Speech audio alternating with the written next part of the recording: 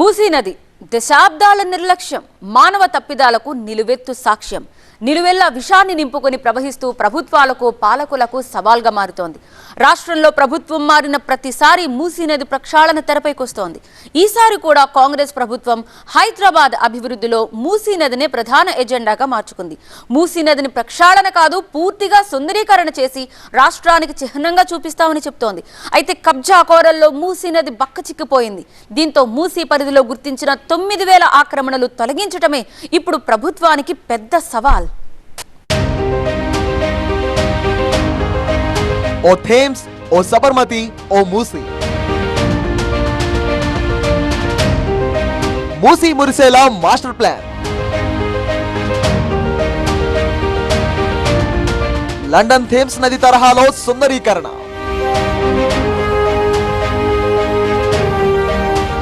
మూసీ నది development, beautification పై రేవంత్ రెడ్డి ప్రభుత్వం ఫుల్ ఫోకస్ పెట్టింది.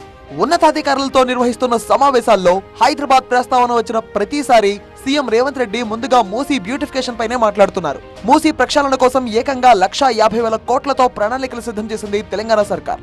రాబోయే 5 ఏళ్లలో ప్రపంచమంతా మూసీని చూసేందుకు వచ్చేలా చేస్తామంటోంది.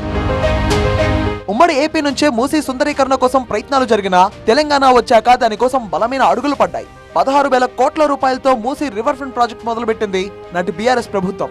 దశల వారీగా ఈ ప్రాజెక్టును చేపట్టాలని నిర్ణయించిన నాటి ప్రభుత్వం మొదట మురుగునీటి డైవర్షన్, ఆ తర్వాత మురుగునీటి శుద్ధి, ఆక్రమణల తొలగింపు, నిర్వాసితులకు పునరావాసం అనే కాన్సెప్టులతో ముందుకు వెళ్లినా అది పూర్తి స్థాయిలో సక్సెస్ కాలేదు.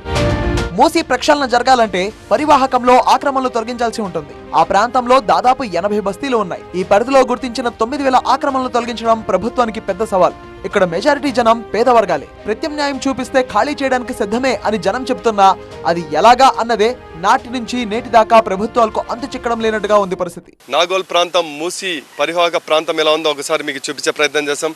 మన బ్యాక్గ్రౌండ్ చూసుకుంటే మూసీ పరివాహక ప్రాంతం అవతల ఇరువైపులా కూడా లెఫ్ట్ అండ్ రైట్ మొత్తం ఎంక్రోచ్మెంట్కు గురవుంది. అక్రమ నిర్మాణాలు చేపట్టారు.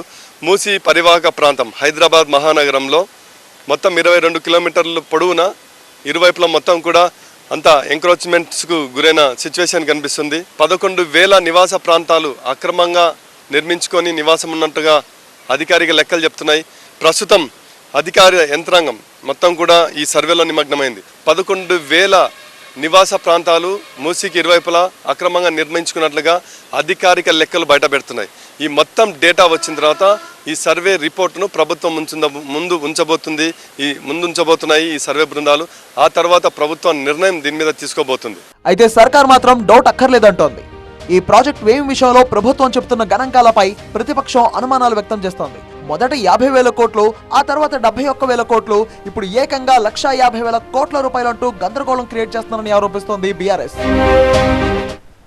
ఇకపై మూసీ అంటే మురుగు కాదు, ఆహ్లాదాన్ని అందించే రోజులు దగ్గరలోనే ఉన్నాయి.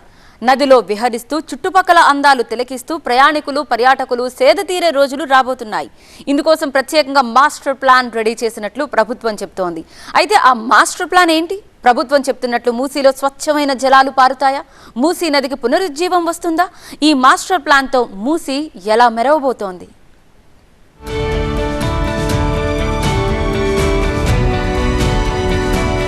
మూసీ నది సమగ్రాభివృద్ధి విషయంలో వేగంగా అడుగులు వేస్తోంది ప్రభుత్వం. నూతనంగా సిద్ధం చేయనున్న మూసీ మాస్టర్ ప్లాన్ ప్రకారం అభివృద్ధి, ప్రక్షాళన, సుందరీకరణ పనులు చేపట్టనున్నారు. ఇందులో భాగంగా మూసీలో 55 కిలోమీటర్ల పొడవున ఈస్ట్ వెస్ట్ కారిడార్ ను డెవలప్ చేయనున్నారు. అవసరమైన చోట్ల అప్రోచ్ బ్రిడ్జిలు నిర్మించనున్నారు.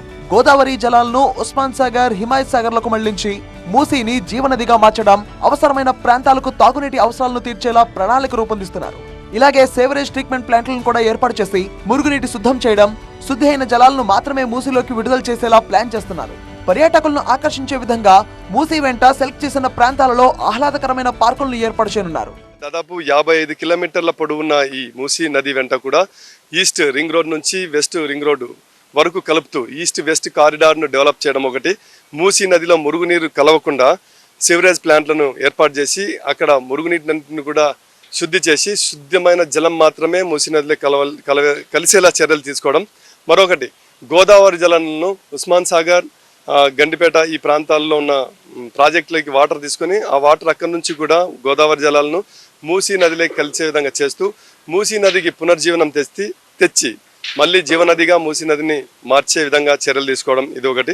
దీంతోపాటు ఈ 22 కిలోమీటర్ల పొడవునా ఉన్న ప్రాంతాల్లో కబ్జాకు గురైంది. ఆ ప్రాంతాల్లో దాదాపు 11,000 ఇండ్లను మొత్తం కూడా తొలగించి అక్కడ వారికి ప్రత్యామ్నాయంగా నివాస స్థలాలను ఏర్పాటు చేయడం, ఆయా ప్రాంతాలన్నింటినీ కూడా పర్యాటకంగా తీర్చిదిద్దే విధంగా ఆహ్లాదకరమైన ప్రాంతాలను ఏర్పాటు చేయడం, అవసరమైన చోట్ల బ్రిడ్జిలను ఏర్పాటు చేయడం, దీంతో నగరంలో ట్రాఫిక్ రద్దీని తగ్గిస్తూ అంటే ట్రాఫిక్ సమస్యను పరిష్కరిస్తూ ఈ కారిడార్ను డెవలప్మెంట్ చేసే విధంగా చర్యలు తీసుకోవడం, ఇవన్నీ కూడా ఒక యాక్షన్ ప్లాన్లో పెట్టుకొని మూసీ బోర్డు అయితే ముందుకు వెళ్తుంది. దీనికి ప్రభుత్వం ప్రాథమిక దశగా 1,500 కోట్ల రూపాయలను అయితే బడ్జెట్ కేటాయించింది.